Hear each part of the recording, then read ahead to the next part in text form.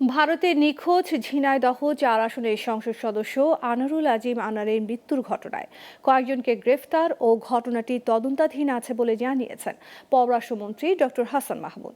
দুপুরে ঢাকা বিশ্ববিদ্যালয়ে জাতীয় পুনর্নবায়নযোগ্য শক্তি সম্মেলনের পর তিনি এসব কথা বলেন। এ সময় সাবেক সেনাপ্রধানের ভিসা নিষেধাজ্ঞা নিয়ে বিএনপি মহাসচিবের বক্তব্যের সমালোচনা করে তিনি বলেন, জেনারেল আজিজকে রাজনৈতিক কারণে ভিসা নিষেধাজ্ঞা দেওয়া হয়নি। শাহরিয়া বাঁধনের প্রতিবেদন জানাচ্ছেন আঞ্জাম খালেক।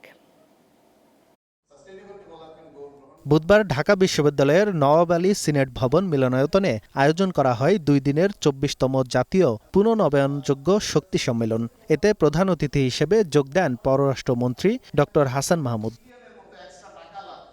অনুষ্ঠান শেষে সাংবাদিকদের সঙ্গে আলাপকালে তিনি সাবেক সেনাপ্রধানের ভিসা নিষেধাজ্ঞা নিয়ে বিএনপি মহাসচিবের বক্তব্যের সমালোচনা করে বলেন, জেনারেল আজিজকে রাজনৈতিক কারণে ভিসা নিষেধাজ্ঞা দেয়া হয়নি, এটা দেয়া হয়েছে ব্যক্তিগত কারণে। যে ডিপার্টমেন্ট থেকে বা যে আইনের অধীনে তার উপর ভিসা রেস্ট্রিকশন দেওয়া হয়েছে সেটা তো দুর্নীতির কারণে, পার্সোনাল দায়, এটা তো কোনো ইনস্টিটিউশনাল কোনো বিষয় নয়। তিনি জানান, ভারতে রহস্যজনকভাবে ঝিনাইদহ 4 আসনের সংসদ সদস্যের মৃত্যুর ঘটনায় কয়েকজনকে গ্রেফতার করা হয়েছে।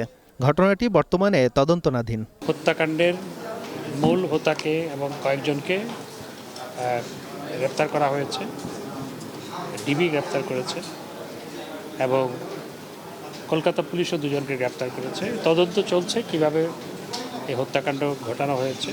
এই হত্যাকাণ্ডের ঘটনায় দুঃখ প্রকাশ করে পররাষ্ট্রমন্ত্রী বলেন, বাংলাদেশ মিশনের মাধ্যমে নিয়মিত খোঁজখবর রাখা হচ্ছে। আঞ্জাম খালেক, গ্লোবাল টেলিভিশন, ঢাকা।